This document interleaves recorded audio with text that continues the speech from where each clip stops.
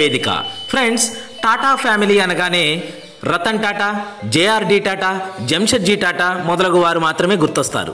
కానీ మెహర్బాయి టాటా గురించి ఎంతమందికి తెలుసు? ఈమె జంషెడ్జీ టాటా గారి పెద్ద కుమారుడైన దొరాబ్జీ టాటా గారికి సతీమణి.